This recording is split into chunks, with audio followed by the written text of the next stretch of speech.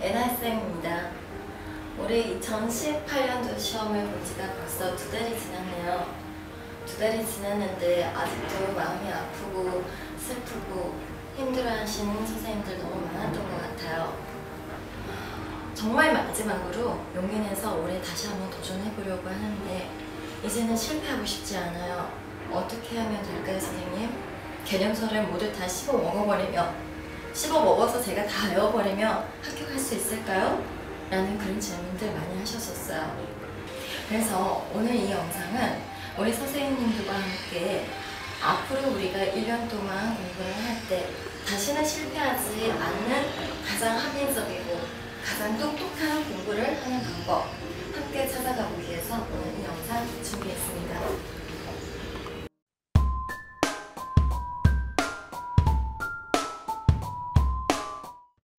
자, 우리가 문제점을 정확하게 알아야지 그 해결 방법을 정확하게 찾아갈 수 있겠죠? 조금은 괴롭겠지만 2018년도 문제 다시 한번 들여다보도록 해보겠습니다. 2018년도 B형 문제 6번 문제입니다. 자, 우리는 나학부부터 한번 살펴보도록 할게요. 자, 나학부에서 나왔던 나무도라는 가사 많이 보셨을 것 같아요. 이미 우리가 교과서에서도 이 나무도가 붙어있는 편락의 악보를 많이 봤었죠. 사실 교과서에서는 1장과 2장까지만 제시가 되어 있었지 3장, 4장, 5장까지 모두 나와 있었던 악보는 없었던 것 같아요. 대신 가사는 1장부터 5장까지 있는 모든 가사가 쓰여져 있었겠죠. 자, 초장을 한번 악보를 찬찬히 살펴볼게요. 초장을 살펴보니까 지금 거꾸로 황, 태, 중, 임, 남이 구성되어 있는 평조선법이라는 거를 알 수가 있는 것 같죠? 그런데 중간에 2장, 3장 대여음 지나서 4장에서의 구성음들 한번 봐볼까요? 황, 중, 임, 계면조가 나타난다는 거를 알 수 있죠. 편락은 대표적인 반우반계의 선법을 가졌다라는 것이 특징이죠. 반우반계 뭐였죠? 평조에서 계면조로 넘어갈 때 두 가지 선법이 모두 존재하고 있죠. 항공 내에서. 그래서 지금 편락은 반우반계의 선법적 특징 그리고 식임새 우리가 평조에서의 식임새가 있고 계면조에서의 식임새가 다르다라는 거 알고 계실 거예요. 지금 임종 같은 걸 보면은 계면조에서 임종 중료로 흘러내려가는 거 우리가 확인해 볼 수 있을 것 같습니다. 그래서 편락에서의 어떤 선법적 특징이라든지 식임새의 어떤 특징들은 쉽게 아마 여러분들이 판단해서 잘 쓸 거라고 생각합니다. 그런데 문제가 됐던 것은 바로 가학보였습니다. 자, 한번 가학보 살펴보도록 할까요? 가학보를 보아하니까 지금 황, 태, 중, 임, 남 해서 선법이 어떻게 되죠? 그렇죠. 평조의 형태를 가지고 있는 것 같아요. 지금 가사를 봤었을 때는 우리가 처음 봤던 가사인 것 같아요. 우리가 교과서나 개론서에서는 보지 못했던 가사였던 것 같아요. 그래서 많은 선생님들이 당황을 했어요. 이거 내가 모르는 악보인데 어떡하지? 이 가사 처음 본 건데 어떡하지? 라고 하면서 많이 당황하셨던 것 같아요. 그런데 지금 구성들을 한번 찬찬히 한번 살펴볼까요? 구성을 보아하니 지금 16칸이에요. 그러니까 10칸, 가곡에서는 16칸의 16박장단이 있고 10박장단이 있죠. 그런데 16칸 16박장단의 악곡이라는 거를 파악할 수가 있었고 그리고 아까 우리가 황태중임남 들어가는 거 보셨죠? 그래서 평조의 악곡이다 라는 거 찾을 수 있었던 것 같아요. 그런데 그보다도 더 중요한 단서가 여기에 있었습니다. 바로 초장의 첫머리에 뭐하니까 청황으로 해서 상당히 1, 2, 3, 4 네 번째, 다섯 번째까지 쭉 어때요? 청황이 나오고 있구나 라는 거 볼 수 있겠죠. 그러니까 이 가곡을 청황으로 질러낸다라는 거를 알 수가 있었네요. 가곡 같은 경우는 중려로 보통 시작을 하는 것들을 볼 수가 있는데요. 지금 이 악곡 같은 경우에는 청황으로 시작을 해서 질러내는 창법을 쓰고 있다라는 것을 찾을 수 있었습니다. 그래서 지금 나와 있는 정황들을 살펴보면은 16박 장단의 황폐 중임남 구성을 가지고 있고 청황으로 질러낸다라는 것을 보았을 때 얘는 질러내는 언 계열의 하나이지 않을까라고 생각해 볼 수 있을 것 같아요. 그러니까 가는 언농이나 언락이지 않을까라고 우리가 조심스럽게 유추해 볼 수 있을 것 같은데요. 그럼 이게 언농일까 언락일까 여러분들은 어떻게 생각하셨어요? 나를 한번 비교를 해봤었을 때 이 전체 구성에서 나는 아까 탈락이라는 거를 우리가 알았었어요. 그렇다면 이들을 비교를 대상을 한다면 언론보다는 언락이지 않을까? 그리고 정제이기 때문에 조금은 템포가 있는 언락이 더 가깝지 않을까? 라고 조심스럽게 유추해 볼 수 있었을 것 같아요.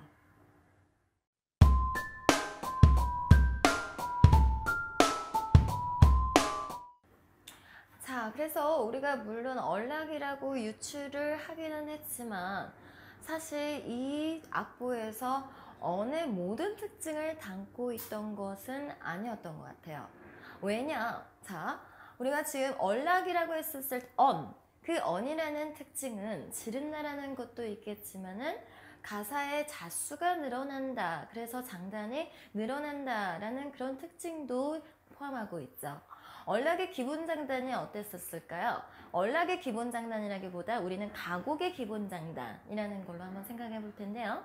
1장에서 2장단, 2장에서 1장단 플러스 11박, 3장에서는 5박 플러스 2장단, 4장에서는 1장단 플러스 11박, 그 다음에 5장에서는 3장단 정도가 나오는 것이 가곡의 기본 장단이었었어요.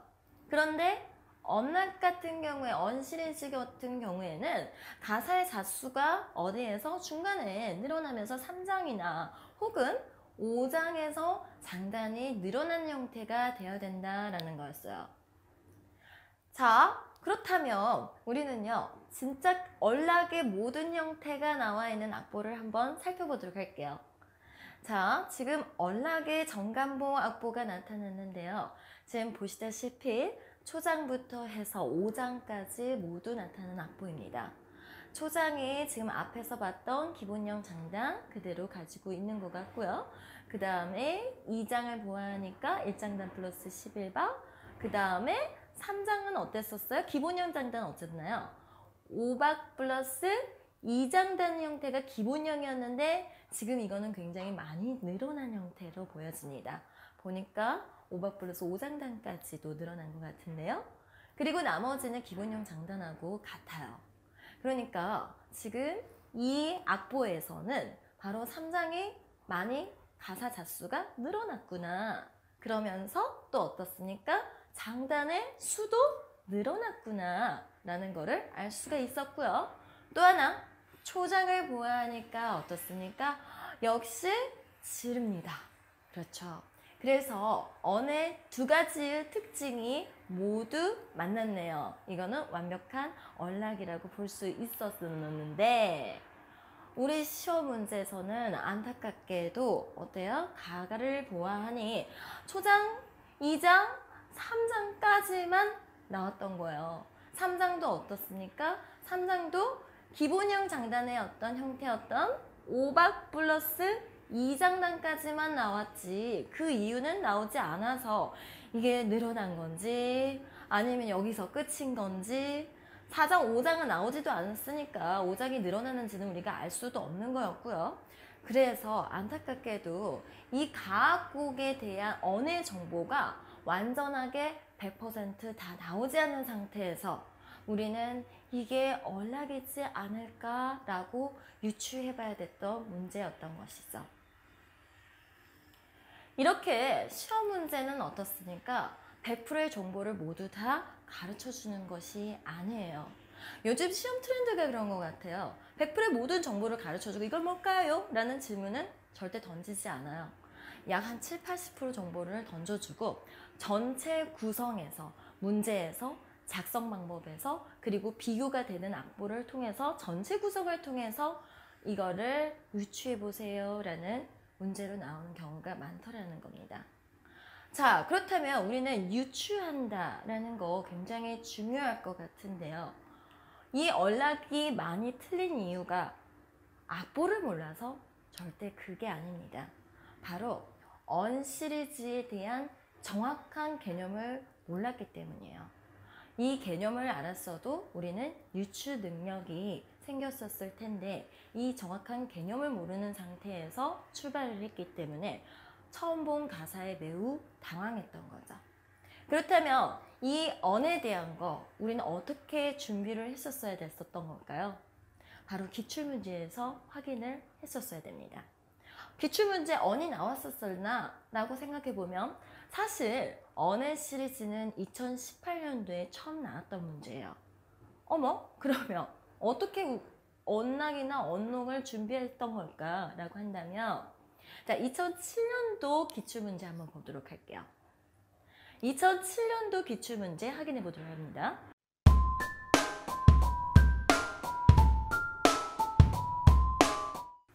자, 2007년도 기출문제 확인해 보도록 하겠습니다. 다음 수작과 악보를 보고 이 악보의 시조의 연관성을 두 가지만 쓰시오 라고 나왔어요. 수작가 다른 말로 어떻게 표현하죠? 엇엮음시조 혹은 사설엮음시조라고 이야기를 합니다. 사실 우리는 이 기출문제를 통해서 엇이라는 개념과 언이라는 개념이 동일하구나 라는 거를 알고 있었어야 돼요. 자, 엇에 대한 개념을 공부해 보려고 하겠죠? 자, 그러면 여러분들은 엇에 대한 개념을 하기 위해서 아마 개념서를 또 펼치고 이거를 외워보려고 노력을 할 것 같아요. 제가 이거와 관련된 개념서를 찾아왔습니다. 자, 장상훈 선생님 국악총론 480페이지에는 엇의 개념에 대한 거가 나와 있는데요. 아마 지금 이 영상을 보고 있으신 분들은 일시정지를 해놓고 읽으셔도 되고요. 제가 빠른 속도를 읽어볼 테니까 한번 조용히 저하고 같이 한번 읽어보도록 할까요? 해서 이렇게 해석이 되며 가국 완료에서는 우리말인 엇을 갖다가 가국에서 언자로 바꿔 쓰고 있다. 그러니까 아까 우리가 엇시조라고 했던 언역금시조라고 했을 때 그 시조에서 엇과 가국에서 언은 동일한 거구나 라는 거를 알 수가 있는데요. 가곡 중에서 어세 형태를 가진 곡조 언농, 언락, 언편 해서 아까 우리가 나왔던 이 악보하고 지금 이 세 곡목하고 뭔가 관련성이 있지 않았었을까라고 생각해 볼 수 있을 것 같아요. 왜냐하면 그 다음에 문제가 나오죠. 농락편의 어세 곡에 각각 하나씩 있다라고 이야기가 나오고 있죠. 자, 그리고 나서 그 다음 줄에 보면 엇에 대하여 가곡의 언론과 편론에서 설명한 것과 같이 A 순수한 창법 플러스 B 이질적 창법의 스타일과 처음 높이 지르는 형태, 그렇죠. 높이 내는 지르는 형태의 두 가지 특징을 가지고 있다 라고 나와 있네요. 그런데 시조, 지름시조, 가곡의 두거 삼삭대역과 비교해 볼 수 있다 라고 했고 그 다음 줄에 보면 가곡의 언론과 같은 형태를 갖추고 있다라고 이야기를 합니다. 사실 조금 이 개념서에서 보충을 하자면요. 언론뿐만 아니라 언론과 언락과 같은 형태를 갖추고 있다라고 해설이 되어 있었더라면 우리 선생님들이 이 개념서를 보고 조금 더 쉽게 유추를 했을 수도 있었을 텐데 지금 이 개념서에서는 언론까지만 이야기를 했었네요. 자, 그러면 저하고 읽어봤는데 여러분들은 여기에서 이 문제를 풀기 위해서 여기에서는 어떤 핵심 포인트들을 잡을 수 있었나요? 저하고 동일했길 바래요. 자, 마음속에 결정하셨어요? 아, 이 포인트 잡았으면 됐겠다. 자, 그러면요. 보다시피 A 순수 창법, B 이지척 창법, 그 다음에 처음을 높이 지르는 거. 아까 우리가 A 순수 창법 플러스 B 이질적 창법과 그 다음에 어땠어요? 처음에 높이 지르는 것 두 개가 만났다고 했었어요. 여러분들도 저하고 동일하게 뽑으셨나요? 자, 그렇다면 이들이 어떤 뜻을 가지고 있는지 우리가 속속히 파헤쳐 볼게요. A의 순수한 창법이란 게 도대체 뭐가 순수하다는 걸까? 어떤 의미에서 순수한 창법이라고 한 걸까? 라고 한다면 바로 정학, 시조나 가곡 같은 것들은 정학이죠. 정학에서 나오는 그런 장중한 창법. 그들의 장중한 창법은 어때요? 보통 식임새가 낮은 음이었던 황이 요성을 하는 형태, 낮은 황에서 요성을 하는 형태가 많이 나올 겁니다. 그 다음 비이질적 창법. 이질적 창법에 놓고 제가 지금 써 있는 거에 흥청거린다 라고 이야기를 했어요. 그러니까 장중하게 가다가 흥청거린다. 뭔가 조금 가볍게 간다라는 의미예요. 흥청 간다라는 거예요. 그러면서 제가 뭐라고 써냈냐면 중녀가 요성이 된다 했어요. 그러니까 낮은 황이 아니라 높이 있는 중녀가, 황보다는 상대적으로 중녀가 더 높이 있죠. 마치 우리가 경소도, 그러니까 서도 같은 데에서 창법에서도 어땠어요? 위에서, 요성이 위에 있었고 경드름 같은 경우도 밑에 있는 게 아니라 위에서 요성을 하는 것들을 들어보신 적 있으실 거예요. 그런데 지금 다시 한번 이거를 꼼꼼히 살펴보면 A의 순수한 창법, 바로 정학적인 어떤 장중한 창법이라는 것이 비이질적 창법, 흥청거려서 마치 그 분위기가 정학이 아닌 잡가 같은 그런 느낌이 나더라 라는 거죠. 그러니까 창법에 변화가 일어났더라. 왜 변화가 일어난 걸까? 라고 한다면 바로 가사의 자수가 늘어났기 때문에.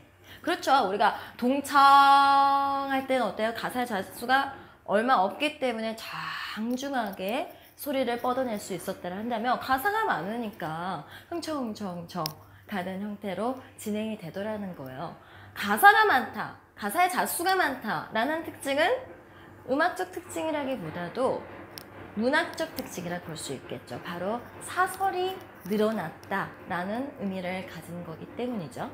그렇다면 마지막 한번 보도록 할게요. 마지막에 처음을 높이 지른다라는 것은 아까 청황이나 청태 같은 것들을 지르는 형태, 마치 어때요? 지름시조에서 나왔던 것 같은 그런 느낌이죠. 음이 높고 낮다, 음을 이렇게 지른다, 지르지 않는다라는 것은 어때요? 음의 고저와 관련된 거기 때문에 바로 음악적 특징과 어울리겠죠. 그러니까 이라고 했던 것은 그냥 한 가지만의 특징을 가지고 있는 것이 아니라 바로 문학적 특징과 음악적 특징이 모두 만났었어야 됐었던 것 같아요. 그러면 다시 한번 우리가 개론서를 다시 한번 보도록 할게요. 아까 읽었던 국악총론입니다. A 순수한 창법 플러스 이질적 창법의 스타일과, 그렇죠? 여러분들 이렇게 다운표 안에 있는 거 보실 거예요. 그래서 A와 B를 하나로 묶었어요. 이거는 바로 아까 무슨 특징? 가사의 자수가 많이 늘어나서 그러한 문학적 특징에 의해서 음악적인 것이 바뀐 걸 이야기하는 거죠. 그 다음 처음을 높이 높이 내는 지르는 형태, 지른다. 아까 말했던 음악적 특징이 두 가지의 특징을 모두 담고 있는 거, 이게 바로 무엇이다? 그 다음에 가곡의 언농 할 때 평농 할 때 언. 자, 그래서 우리는 언에 대한 개념을 확실히 한번 살펴보았었습니다. 네, 우리가 언에 대한 거 보았었어요. 그런데 시험 문제 2007년도에서 나왔던 문제는 바로 역금 시조였었죠. 그래서 기출문제에서는 어시라는 개념이 그냥 일반적인 평시조하고 어떤 차이가 있었던 걸까라는 거를 정확하게 분석을 하실 수 있어야지 여러분들이 나중에 언농이나 언락까지도 유추해보는 능력이 키워줄 수 있는 첫 단계가 됐던 거예요. 그러면 한번 우리가 평시조였던 동창이를 한번 살펴보도록 해보겠습니다. 자, 동창이는 초장, 중장, 종장, 삼장의 6구를 가지고 있었죠. 그리고 이것들은 두 구씩 각 장을 이루었는데 이들의 가사의 자수를 살펴보니 15글자 내외로 들어와요. 동창이, 발간, 을, 야 7글자네요. 노고, 지리, 지적인다 8글자, 15글자 맞습니다. 중장은 어때요? 중장도 소를 칠 아이는 여태 안이 일어나느냐 해서 15글자 내외. 그 다음 중장도 15글자 내외. 우리가 보통 평시조를 이야기를 할 때 초장, 중장, 종장 3장 6구 45자 내외에 있는 거를 우리는 평시조라고 이야기를 하죠. 이 평시조라는 지금 제가 말씀드렸던 이 특징은 바로 문학적 특징이었던 거예요. 그렇다면 이 문학을 음악에 담았었을 때 각 박이 어떻게 되느냐, 박의 개념을 이야기하고 있으니까 바로 음악에 이거를 놓았을 때 어떻게 구성이 되느냐라고 한다면 초장은 58858, 중장은 58858, 종장은 5858 박에 배하죠, 장단에. 자, 그렇다면 이걸 악보를 한번 살펴볼까요? 자, 평시조 악보 새로운 걸 가져와 봤어요. 역시 장사원 선생님 책에 있는 예시 악곡이었었는데요. 이 악곡을 한번 보면은요. 초장, 중장, 종장 가지고 있고 이들의 가사 자수를 보아하니까 초장은 15글자, 그 다음에 중장은 14글자, 어찌됐든 15자 내외라고 했었어요. 그래서 14글자로 들어왔기 때문에 뭐 이것도 평시조의 그 형태에 맞는 거라고 볼 수 있겠네요. 종장도 보아하니까 14글자 구성을 가지고 있었고요. 이들의 장단을 배해보니까 초장도 58858, 중장도 58858, 그 다음에 종장은 5858에서 평시조의 기본적인 장단에 배했다라는 것을 알 수가 있었죠. 자, 그런데 어시조라고 나와 있네요. 어시조, 어시조. 아까 어시라는 것은 가사의 자수가 늘어날 거예요 라고 했었어요. 그러니까 평시조는 3장 6구 45자 안에 들어오는 45자 내외, 45자 내외에 해당되는 악곡이었었는데, 문학적 특징을 가진 악곡이었었는데 이 어시조는 가사의 자수가 늘어납니다. 그렇기 때문에 가로 안에 보면 사설이 많다는 거예요. 사설, 그 다음에 지름이라고 나와 있죠. 아까 혹은 언의 특징은 사설이 많고 지른다라는 이야기를 두 가지를 모두 담고 있어요 라고 했는데 지금 가로 안에 사설 지름시조라고 이야기를 하고 있네요. 이들을 한번 자세히 한번 살펴볼까요? 보아하니까 초장, 중장, 종장, 시조의 형태를 가지고 있는데 중장이 어떻습니까? 굉장히 많이 늘어났구나. 사이즈가 벌써 다르죠? 네, 이들의 가사의 자수를 선생님이 일일이 다 세봤어요. 초장에서는 23글자, 중장은 29글자, 종장에서는 20글자 해가지고 물론 모든 장수가 15자보다는 조금 더 넘어갔는데 특히나 중장 같은 경우에는 29글자로 거의 2배 가까이 늘어난 것 같아요. 이들의 장단을 한번 배워볼게요. 장단을 배워보면 초장 58858 이렇게 가고 있었는데 중장은 어떻습니까? 58858이 아니라 5858 굉장히 많이 늘어난 8858 그래서 굉장히 많이 늘어났구나라는 거 알 수 있겠네요. 종장은 어때요? 마지막 종장은 5858로 기본적인 장단을 가지고 있더라. 그러니까 어시조 혹은 언의 첫 번째 특징이었던 가사의 자수가 늘어났다라는 건 우리가 눈으로 확인을 해볼 수 있었을 것 같고요. 두 번째 특징은 어떻습니까? 바로 첫 번째 음표를 한번 볼까요? 첫 번째 음표를 보니까 청태로 지르고 있네요. 자, 짜잔! 청태로 지르고 있는 거 어떻게 하면 청태가 나온 걸까? 우리가 시조에서 보통 삼음문계 혹은 사음문계 계면조라고 이야기를 하죠. 자, 삼음문계 계면조에서 황, 중, 인. 황에서 중까지 몇 칸? 4칸. 그 다음에 중에서 인까지 몇 칸? 2칸 해서 이렇게 올라가고 있는 거를 임부터 기준으로 잡고 우리가 4칸, 2칸 올라가 볼게요. 임에서부터 청황까지 4칸. 그 다음에 청황에서 태까지 해서 2칸 올라가서 드디어 어떻게 청태가 나왔구나라는 거를 알 수가 있죠. 그러니까 이 시조는 복합 계면조를 사용했구나라는 거 알 수 있어요. 지르고 가사의 자수가 많이 늘어나는 형태 뭐였다고요? 언의 형태였다라고 했다는 거. 우린 좀 전에요. 어시조라는 거를 봤어요. 어시조, 다른 이제 표현으로 한다면 사설, 지름시조 이렇게 이야기를 하죠. 그런데 2007년 문제를 다시 돌아볼게요. 2007년 문제 우리가 악보를 찬찬히 살펴보도록 할게요. 아까 말씀드렸듯이 이 수잡가라는 것은 어세 형태의 언역금시조로 다르게 표현해 볼 수 있고, 다른 말로는 사설역금시조다라고 이야기를 한다고 그랬어요. 그럼 그 형태 한번 살펴볼까요? 초장, 중장, 종장으로 앞에 거와 동일합니다. 그 다음 장단을 보아하니까 초장에서는 5박과 8박으로 가지고 있다가 종장에서 5박 8박이에요. 중장은 어떻게 됐나요? 그렇죠. 박자가 6박이라는 것이 중장 들어가기 직전부터 6박으로 바뀌었다. 그리고 템포도 약간 달라진다는 것을 확인할 수 있었죠. 그러니까 앞에서 봤던 어시조와 지금 2007년도에 기출되었던 언역금시조와의 미묘한 차이가 무엇일까라고 한다면 바로 어때요? 박자, 중장의 근처에 있는 그 박자가 달랐어요. 앞에 어시조에서는 어떻게 5박과 8박으로 모두 갔었다라고 한다면 이 부분의 언역금시조에서는 바로 6박으로 진행을 하고 있구나라는 것을 알 수가 있었죠. 자, 2007년도 문제를 풀고 우리는 뭘 확실히 알고 있었어야 됐냐면 바로 어세 개념을 알고 있었어야 돼요. 그러니까 2018년 문제에서는 언이 나왔었던 거죠.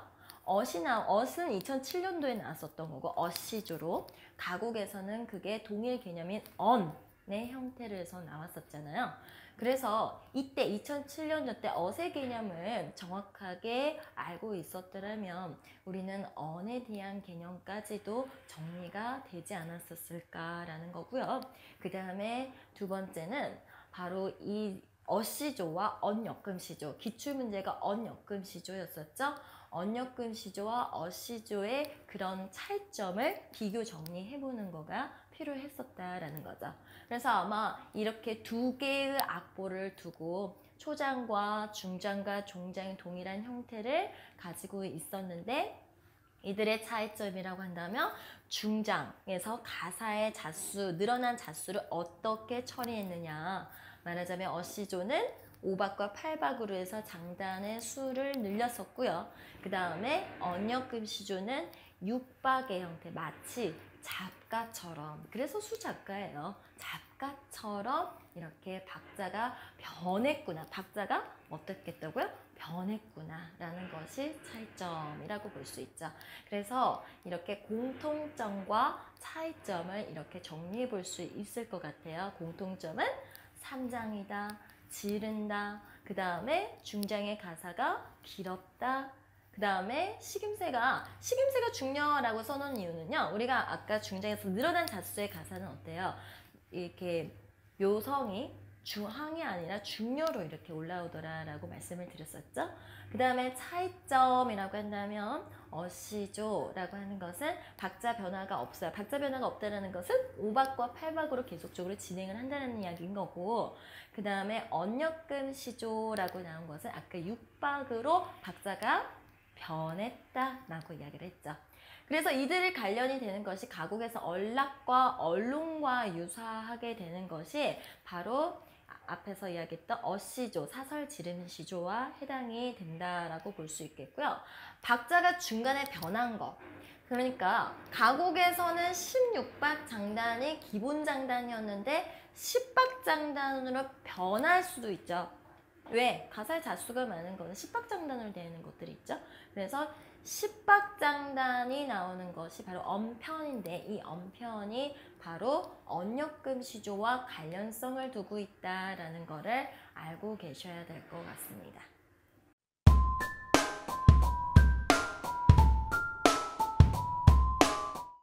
자, 우리 우리는 지금까지 언의 개념을 살펴보았는데요. 그럼 이번 2018년도에 나왔던 기출문제를 가지고 우리가 이 가곡에서 앞으로 나올 수 있는 출제 가능성들을 모두 한번 살펴보도록 할게요.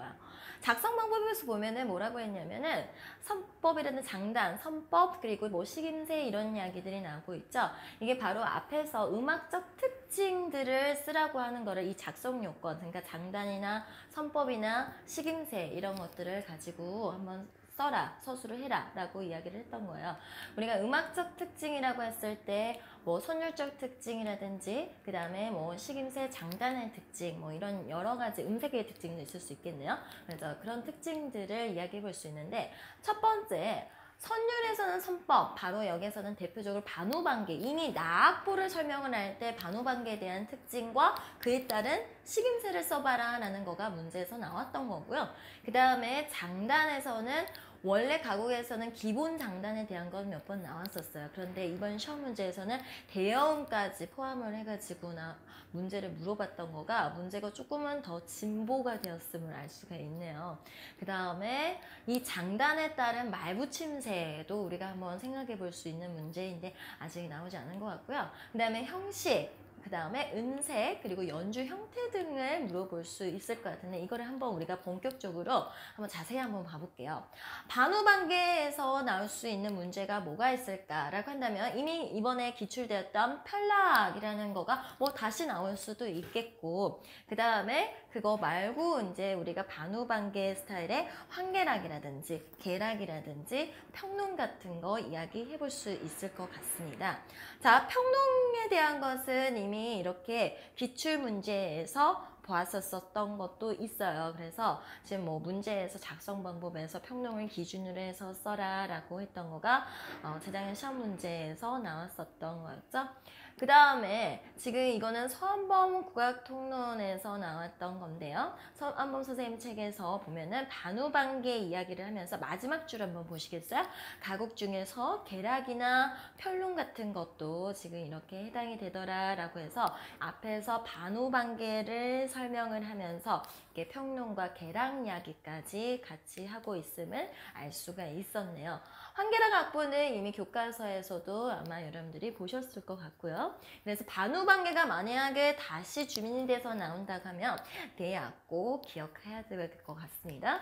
자, 그 다음에 두 번째는 우리가 식임새에 대한 거 앞에서 보았었어요. 식임새에서 이야기할 수 있는 건 평주에서 식임새 그리고 계면주에서 식임새 같은 가곡 안에서 평주의 식임새와 계면주의 식임새를 서술해봐라 라고 이야기가 나왔었는데 만약에 식임새를 좀 더 집중적으로 물어본다. 만약에 정학곡에서 그렇게 물어보겠다라고 한다면 아마 공은 가곡이 아니라 가사의 확률이 높을 것 같아요.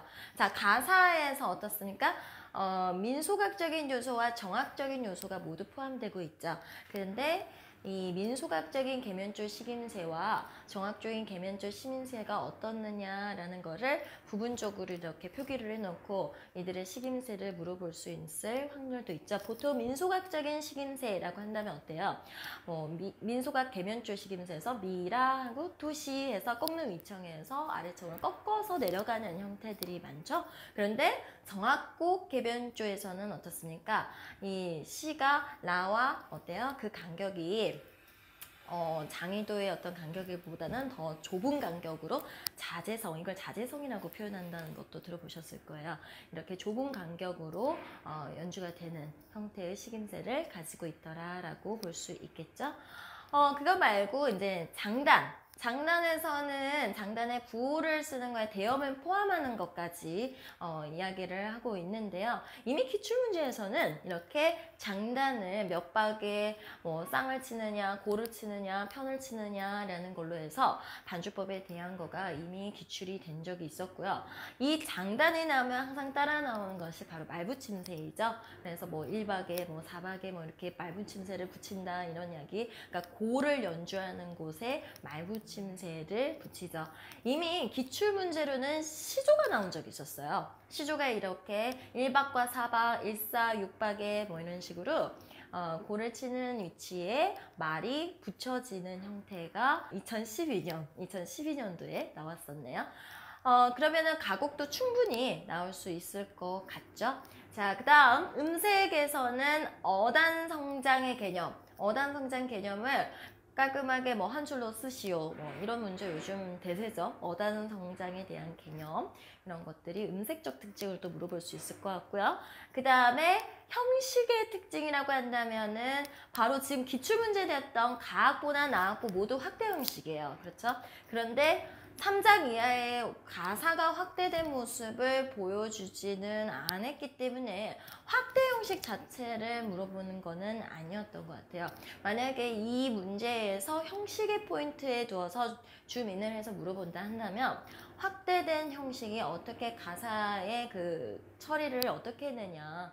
아까 뭐 시조 같은 경우에는 언역금 시조 같은 경우는 6박으로 바뀌었다라는 것도 있었고 시조 같은 경우는 5박 8박의 장단에 수를 늘려서 그렇게 확대를 시키는 모습도 보였었는데 가곡에서 어떻게 확대가 됐느냐라는 거 물어볼 수 있을 것 같죠? 자, 그 다음 연주 형태. 연주 형태에 따른 것은요, 바로 기본적인 연주 형태 이미 이렇게 기출문제로 2009년도에 그림까지 같이 해서 나온 적이 있었어요. 그 다음에 가곡 중에 하나인 태평가가 나왔었는데 가곡에서의 반주에서 좀 변화가 되는 이 태평가가 복판을 치는 부분에 대한 연주 형태를 물어본 적이 있었어요. 그래서 연주 형태를 물어본 것까지 나왔었죠. 자, 그래서 우리는 지금까지요, 음악적 특징이라는 걸 가지고 이미 시험 문제에서 어디까지 나왔고, 그 다음에 앞으로 좀 더 주민에서 문제를 물어봤었을 때 가능성이 있는 음악적인 개념들을 한번 자세히 살펴보았었습니다. 그렇다면 이런 개념에 따른 거 어떤 답을 써야 될지 정리를 했다라고 한다면 아까 선생님들께서 저한테 전화로 이런 이야기를 하셨다 했죠. 모든 개념들을 다 외워버리면 될까요? 거기에다가 하나 더 질문하셨어요. 모든 개념들을 다 외워버리면 될까요? 모든 악보를 다 외워버리면 될까요? 라고 국립국어 악보를 모두 다 외워버릴까요? 너무 무모한 선택을 하실까봐 걱정이 돼요. 우리가 그 많은 개념과 악보들 어떻게 다 외우겠어요. 그래서 첫 번째는 제가 그 개념이라는 거를 정확하게 기출문제를 통해서 정리를 하고 그리고 앞으로 이와 관련된 개념에 대한 걸 앞에서 정리를 했다면 이번에는 우리는 악보를 어떻게 선정을 해서 외울 것인가 그거를 저하고 같이 한번 해보도록 해볼게요.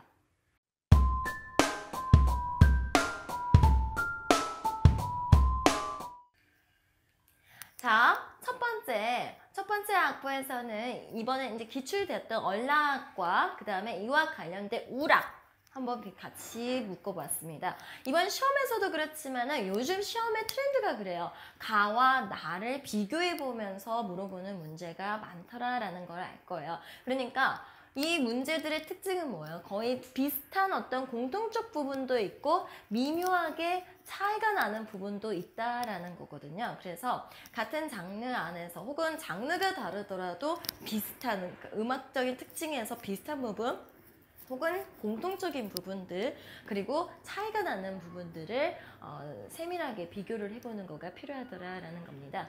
그래서 첫 번째 악곡은요. 얼락이 나왔기 때문에 기출된 얼락과 비교될 수 있는 거가 바로 우락이라는 거죠. 우락이라는 악보는 아마 여러분들이 고등학교 교과서에서도 아마 확인해 보실 수 있으실 텐데요. 이 얼락과 우락은 어때요? 모두 다 확대가 된 형태라고 볼 수가 있죠. 근데 교과서에 나오는 저 우락은 여성이 부르는 가곡이었고요. 지금 여러분들이 보시는 이 악보 언락이라는 것은 예전에 2009 전에 2007 교과서에서 이미 이 악보가 있었었는데 빠졌죠. 이 얼락 악보가. 그래서 얼락과 우락을 비교해 보는 거 해볼 수 있을 것 같아요. 얼락은 이제 남성의 악곡이죠. 남성 가곡. 그다음에 우락은 여성 가곡인데 똑같이 락 시리즈라는 거 볼 수 있겠고 공통적인 건 또 16박으로 가고 있고 이런 것들이 또 공통점으로 또 이야기를 해볼 수 있겠죠. 그래서 이들의 공통점, 차이점 비교해서 비슷한 그 특징을 가진 것 끼리 묶어서 외워볼 수 있을 것 같고요. 두 번째 출제 가능한 악보 한번 봐보도록 할게요. 언농과 평농을 가지고 왔는데요. 언농과 평농 모두 어떻습니까? 16박의 구성을 가지고 있는 두 악보이고요. 그런데 차이를 보면 언농은 어때요? 언의 형태, 가세 자수가 늘어나고 지른다는 특징이 가진 농일 거라는 거 예상해 볼 수 있을 것 같은데 평농은 평평하게 하는 거죠. 그렇기 때문에 지르는 형태가 아닌 농임을 알 수 있을 겁니다. 그래서 언농과 평농에 대한 거 이들의 어떤 공통점을 갖다 물어본다고 했을 때 혹은 이들의 어떤 식임새적인 어떤 특징들이 어떠냐 공통적인 것들이 어떠냐라고 물어봤었을 때 답안이 될 수 있는 거를 제가 또 개념서 장사훈 선생님 구획총론에서 가져와 봤어요. 이 둘을 묶어서 이렇게 이야기를 하죠. 언농이나 평농은 이삭대업보다 중려와 인종 사이의 음정이 좁아지고 아까 우리가 봤던 그 자제성 이야기를 하는 것 같아요. 그 다음에 황종의 요성을 많이 사용하고 사용하였고 가사가 길 때는 3장과 5장에서 그 장단을 연장하여서 부른다 해가지고 언농과 평농을 같이 묶어서 이야기를 하고 있네요. 그래서 이들의 공통적인 부분들 차이점 찾아볼 수 있었을 것 같고요. 그 다음 세 번째 악보는 언평과 그 다음에 언역금시조. 아까 우리가 봤던 거죠. 언역금시조. 그래서 수작가라고도 이름을 붙였던 기출문제의 악보라고 보시면 되겠는데요. 지금 여기에서는 가곡에서의 같은 가곡이라는 장르가 아니라 가곡과 시조에서 비슷한 형태를 가지고 왔어요. 그러니까 아까 그 언역금도 6박에서 5박 8박을 가다가 6박에서 박자가 변했어요 라고 이야기를 했었죠. 그리고 지금 언역금 언의 형태, 어의 형태 그러니까 가사의 자수가 늘어나고 지른다라는 특징이 있었던 것처럼 언 어때요? 지르는 거. 그리고 편장단은 어떻습니까? 가곡의 기본 장르 16박이 아닌 10박 가사가 많이 늘어날 때 보통 편장단 많이 쓰죠. 그래서 10박을 쓰는 언편 지르는 거, 가사의 자수가 늘어난 거를 10박으로 처리를 했던 거. 이들의 어떤 공통점 차이점도 우리가 찾아볼 수 있을 것 같죠? 이와 같이 시조와 가곡과의 연계에 대한 것은 이미 우리가 애국교과서에서도 이러한 표를 통해서 확인해 볼 수 있었어요. 말하자면 사설지름 시조는 언락과 언론과 닮았고 그 다음에 수작가 그래서 나오고 있는 이게 바로 언역금 시조였죠. 수작가 언역금 시조는 언평과 닮았다라고 해서 이렇게 애국교과서에서 표로 나와 있는 걸 보셨을 겁니다. 마지막 편락과 계락을 한번 봐보도록 할게요. 편락과 계락, 아까 편락에서 이야기를 했던 거에서 반우반계에 대한 이야기를 했었던 것 같은데요. 그와 관련된 것으로 아까 계락에 대한 이야기까지 같이 했었어요.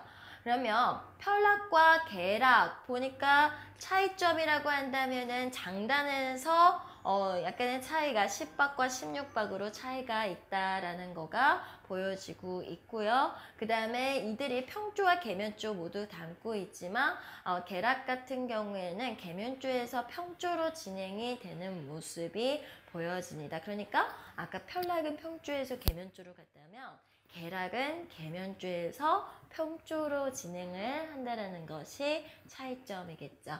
자, 그래서 이런 반우반계에 대한 것을 비교를 해봤을 때 이렇게 될 수 있을 것 같고요. 그 다음에 음악적 특징끼리 비슷한 형태끼리 이렇게 비교를 해보면서 공통점, 차이점 나는 것들을 보았었는데 그 외에 이제 개념서에서 우리가 그냥 어떻게 보면 좀 사이드로 그냥 지나가고 있을 뻔한 그런 악보들 어떤 걸 챙겨봐야 될까 한번 봐볼게요. 우편이라는 악곡이 나왔어요. 아마 여러분도 좀 버리셨던 악보였을 것 같은데요. 애국교과서 234페이지에 이런 게 나와 있죠. 네 번째 줄 보시면 1916년 해서 20세기예요. 20세기 방산환시 금보에 우편이 등장하는데 라고 나와요. 보통 아마 여러분들은 지금 이 자료에 19세기 1841년에 편찬된 삼주금보 이야기 나온 거 보시면 보시면 아시겠지만 19세기 문헌에 대한 것까지 자세히 보셨을 텐데 20세기의 방산환시금보에 대한 거는 아마 그냥 넘어가셨었지 않았을까라는 생각이 들어요. 근데 그때 지금 보니까 우편이라는 악곡을 이렇게 소개를 하고 있죠. 그래서 역사적인 어떤 측면에서 봤었을 때 20세기에 만들어진 가곡의 우편이라는 악곡이 이렇게 또 발견이 됐구나라는 거 알 수 있겠고요. 그 다음에 뭐 우롱 같은 경우에는 아까 반우반개에 대한 이야기를 하면서 우리가 또 이야기를 해볼 수 있는 게 바로 반역과 우롱이에요. 이런 내용에 대한 것도 역시 개론서에서 장상홍 선생님 국악중론 442페이지에 이렇게 답안이 제시가 되고 있죠. 그래서 우롱도 반우반개적인 측면에서 그 뜻에 대한 것을 이렇게 자세히 설명하고 있으니 좀 챙겨봐야 될 부분이라고 볼 수 있겠습니다.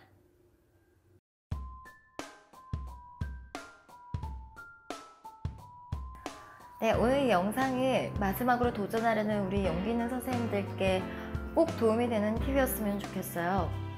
개념서를 처음부터 끝까지 외우겠다는 무모함보다는 기출을 통해서 그 가능성을 모두 분석하여서 찾아내고 그에 대한 정확한 답이 될 만한 것을 개념서에서 찾아가 보는 방식으로 개념을 완벽하게 한 줄 정리해 보시는 건 어떨까요? 그리고 그에 대비하여 나올 수 있는 악보를 비교하면서 외우는 습관 매우 중요하겠죠? 절대 머리 탓, 성격 탓 하면서 자신을 너무 미워하지 않았으면 좋겠어요. 공부 방법에 대한 구체적인 거를 알지 못해서 조금 헤맸던 시간이었구나 라고 생각하면 자신을 좀 덜 미워하지 않을까요? 부디 여러분은 스스로를 사랑해야 마음속 깊은 곳에서 용기가 생기는 법입니다.